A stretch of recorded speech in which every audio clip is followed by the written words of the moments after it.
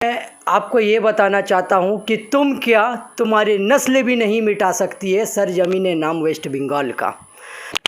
आदाब दोस्तों, आप सभी का जनता टीवी हिंदुस्तान में स्वागत है। मैं इस वक्त सेंट्रल कोलकाता में हूँ। हमारे साथ इस वक्त राजा भाई है। जैसा कि आप जानते हैं कि इस समाजी एक्टिविटी के साथ साथ ये तृणमूल कांग्रेस के लिए भी काम करते हैं, उसके भी नेता हैं। तो हम जो आज देश का मुद्दा है, आप जानते हैं क्या चल रहा है, देश में क्या हो रहा है। महंगाई इतनी बढ़ी हुई है, गैस आज 1400 रुपये हो गया है और तेल अगर आप देख रहे हैं तो वो भी 200 क्रॉस कर गया है। नौकरी का वही मामला है, कहीं कोई नौकरी नहीं है। सारा कुछ होने के बावजूद आप कभी देखिए चीता की बात हो रही है तो कभी देखिए बड़ा स्टैचू की बात हो रही है।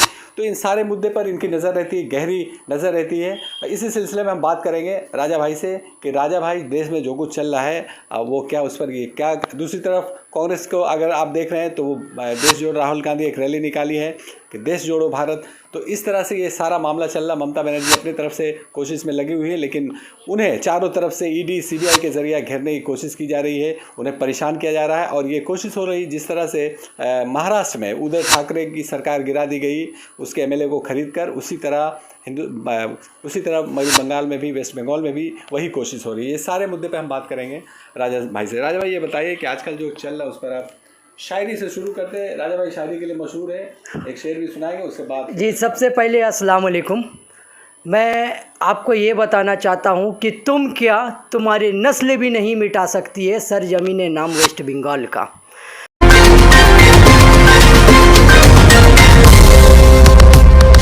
तो जैसे मेरे भाई ने कहा अभी, जावेद भाई, कि चीता की बात होती है तो चीता भी तो पीता है। ये हम लोग छोटा से सुनते हुए आए हैं। मगर जब गरीबों के पास खाने के लिए खाना नहीं था, पीने के लिए कुछ भी नहीं था, तो उस वक़्त आज भी हिंदुस्तान में बहुत ऐसा जगह, जावेद भाई, जहाँ लोग गड्ढा का पानी को फ्रेश फिटकरी डाल के पीते हैं। तो उस जगह में माहौल देखिए, हमारे देश के वज़ीर आज़म, आपके देश के वज़ीर आज़म, जाने के हिंदुस्तान के देश के वज़ीर आज़म जो है वो हिंदुस्तान को एक गिफ्ट देते हैं लाके कि चीता। आप एक बात बताइए, ये एक चीता को परवरिश करने में तो खर्चा है।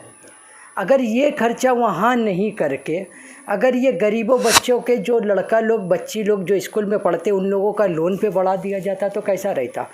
जहाँ पर ही 100 घर को मिलता था तो वहाँ 100 घर और डेवलप करता। तो यहाँ पर ही कुछ ऐसा बात नहीं होगा। आपने देखा होगा खास करके कि कुछ लोग आज, जो आपने कहा भारत जोड़ो आंदोलन, आप एक बात बताइए, जो अब गोरे अंग्रेज जब थे सबको उन्होंने बैन किया। कांग्रेस का नेता लोगों को उस समय में घर से निकलने की इजाज़त नहीं थी, नज़रबंद करके रखा जाता था अंग्रेज़ों के दौर पे। तो उस टाइम आरएसएस को क्यों नहीं बैन किया गया। तो ये कहीं ना कहीं गोरे अंग्रेज़ों और कालो अंग्रेज़ों की एक चाल, पॉलिसी शुरू से एक आइडियोलॉजी चलती हुई आई है। और मैं आपको एक बात बताना चाहता हूँ जावेद भाई, कि आप जानते होंगे कि आप बीन किसके आगे बजा रहे हैं। अगर भैंस के सामने बजा रहे तो, अरे भैंस के सामने भी आप बीन बजाइएगा तो कुछ देर के लिए वो भैंस भी आपसे वफादारी करेगा, पहचानने लगेगा कि आप उसके मालिक हैं। मगर आप तो जो गोबर को, वो भैंस का गोबर को च्यवनप्राश समझ के खाते, आप उनके सामने बीन बजा रहे हैं। तो ये चीज़ कहीं ना कहीं जाके जावेद भाई हिंदुस्तान की खूबसूरती जो है उसको एक ठेस पहुँचाने की कोशिश कर रही है। हिंदुस्तान की खूबसूरती खाली गुलाब फूल और मतलब एक सिंग सीनरी देखकर नहीं होता। हिंदुस्तान की सबसे खूबसूरती होती है कि हिंदुस्तान में यहाँ पर ही कृष्ण कम्युनिटी के लोग बैठे हुए हैं, यहाँ पर ही जैन कम्युनिटी के लोग बैठे हुए हैं, यहाँ पर मुसलमान कम्युनिटी के लोग बैठे हुए हैं, यहाँ पर ही दलित कम्युनिटी के लोग बैठे हुए हैं।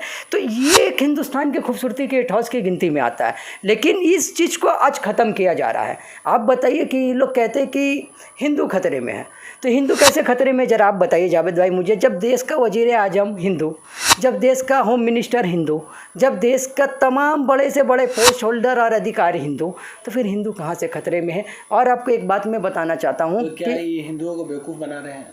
ये बेशक हिंदू को बेवकूफ़ बना रहे हैं। इसलिए बेवकूफ़ बना रहे कि आपको पहले ये चीज़ समझना होगा कि हिंदुस्तान में जो मुहैया छोड़ा है, ये कोई हिंदू ने नहीं छोड़ा है, ये मुहैया हिंदुत्व ने छेड़ा है।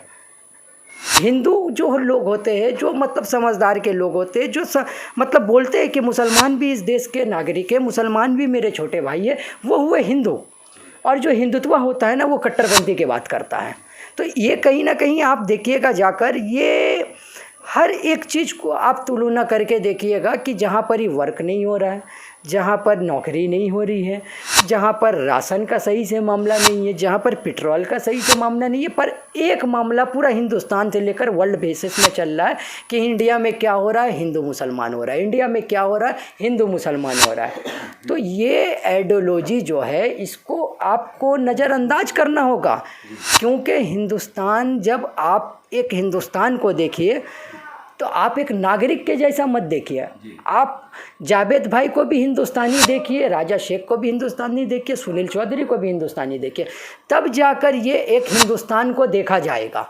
तो ये कहीं ना कहीं मैं आपको ये बता देता हूँ, ये जख्म में मलहम लगाने वाला काम नहीं हो रहा है।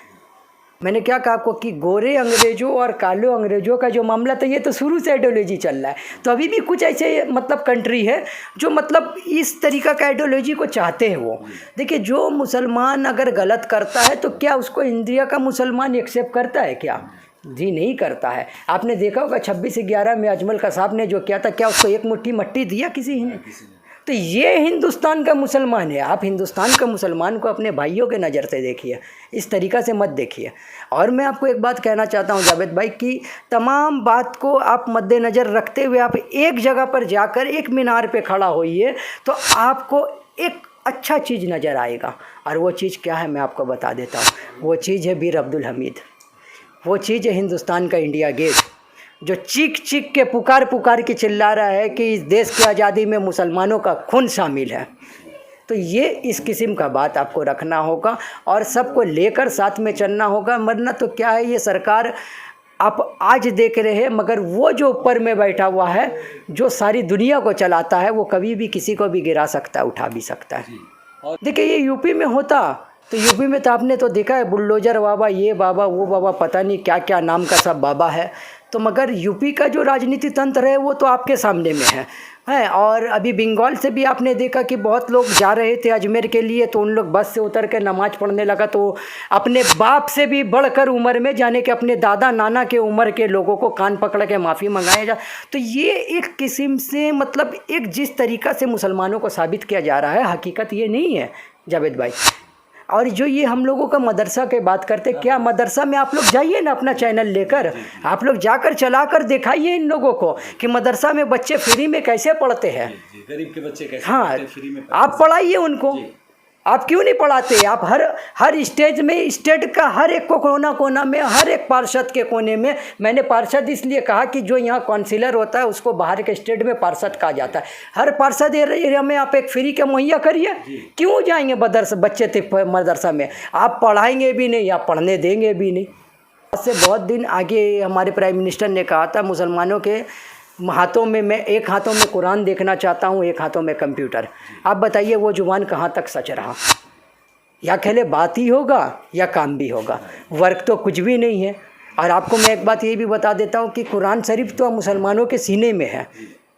कंप्यूटर आप हमको सिखाइए, नहीं सिखाइए, कुछ मत, कोई परवाह नहीं पड़ता है। मैं ये कहना चाहता हूँ कि आप हमको मच्छी मत दीजिए, आप हमको मच्छी पढ़ने का हुनर सिखा दीजिए, हम लोग अपना गुजर बसर कर सकते हैं। मगर आप वहाँ भी तो फेलियर है।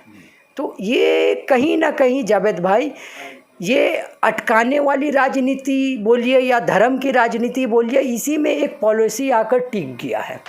और ये चीज़ को हिंदुस्तान में बड़े से बड़े आइडियोलॉजी बुद्धिजीवी लोग भी शामिल होकर इसको गिरा नहीं सक रहे। तो इसको एक तरीका ऐसा किया जाए कि इस्लाम, मस्जिद, मंदिर, धर्म, हिंदू, मुसलमान को हटाकर आप वर्ग की राजनीति करिए। तो ये कौन करेगा? वो तो कर नहीं रहे हैं और वो सत्ता में बैठे हैं। देखिए, आपको मैं एक बात बता देता हूँ, कोई भी सत्ता में आता है वो हमेशा के लिए नहीं आता है। आपने फुरान को देखा, आपने नमरूद को देखा, आपने यजीद को देखा, आपने तो हर कोई को हम लोग दौर सुनते हुए आए, देखते हुए आए। आज अगर मोहन भागवत साहब अगर हमारे बीच में आए हैं तो इसमें कोई मतलब गलत बात नहीं है। हमारा इस्लाम इजाज़त देता है कि आप आइए हमारे पास। अगर वो ये है, अगर वो हम लोगों के दुख कहाँ है वो समझने की कोशिश की, बहुत अच्छी बात है। और वहाँ पर ही उनको बड़ा समझ के सम्मान भी किया गया। तो ये कहीं ना कहीं आप देखिएगा कि मतलब माइंड डाइवर्ट करने वाला काम चल रहा है। लेकिन अगर इस बीच में कोई एक इंसान अगर आता है और हमारी दुखों को समझता है, हमारी मजबूरियों को समझता है, तो हम अपना आइडल तो उसको ही ना मानेंगे। तो ये एक किस्म से एक अमन का पैगाम है, ये अच्छा पैगाम है। हर मामला को किसी गलत नज़र से नहीं देखा जाए, क्योंकि इसलिए कि आज अगर वो बंदा वहाँ पर गया है, कल होकर अगर वो बंदा कुछ अच्छा फ़ैसला निकालता है तो लोग उसका नाम करेंगे ज़रूर। ईडी और सीबीआई का जो खेला है ये अभी हर राज्य में चल रहा है। आप बताइए, कांग्रेस का इतना दिन से राज था, कांग्रेस इस किस्म का राजनीति नहीं किया। कांग्रेस हर स्टेज में अगर जहां उसका हुकूमत नहीं भी रहता था, फिर भी वहां का चीफ मिनिस्टर को वो साथ वाल लेकर चला करता था, किसी को परेशान, क्योंकि ये एक राइट था। आपको वक्त में कोई भी आज अगर सीपीएम काम नहीं किया तो इसलिए सीपीएम हारा है। तो ये चीज़ को समझने की कोशिश की जाती है, और अगर कोई अपने ताकत में राजनीति का फहरिस्त को तैयार करता है तो वो एक न एक दिन दीमक लग के गिरती है। तो ये बिल्कुल आप और हम क्या, ये बंगाल की हर आवाम जान रही है कि किस किस्म का मजाक किया जा रहा है बंगाल के लोगों के संग, बंगाल के मिनिस्टरों के संग। और अगर इसमें जो कोई अगर सही जायज़ तरीक़ा से अगर कुछ फंसा हुआ है तो उसके लिए कोर्ट है। हाँ, जो अगर गलत है तो गलत होगा और सही है तो सही होगा। जी, बहुत बहुत शुक्रिया। बहुत शुक्रिया। ये थे राजा भाई, और आपने इनकी बातें सुनी। इन्होंने खुलकर कहा कि हर चीज़ का जवाल है। तो ये आज जो सरकार आप देख रहे हैं, इनका ये भी कहना है कि जब नमरूद नहीं रहा, फिरौन नहीं रहा, यजीद नहीं रहा, तो फिर ये भी नहीं रहेंगे। इनकी जितनी ज़्यादती है चल ले, लेकिन एक ना एक दिन इनको जाना है। तो इस तरह से इन्होंने वाज़ह तौर से कह दिया कि आप जितना भी जुल्म कर ले, जितनी भी ज़्यादती कर ले, एक दिन आपको भी जाना होगा। इसलिए बेहतर यही है कि आप अच्छा काम करें और लोगों के साथ लेकर रहें और अरसे तक हुकूमत करते रहे। बहुत शुक्रिया हमारे साथ जुड़े रहने के लिए राजा भाई। दूसरे अपडेट के साथ फिर मिलेंगे, तब तक के लिए धन्यवाद।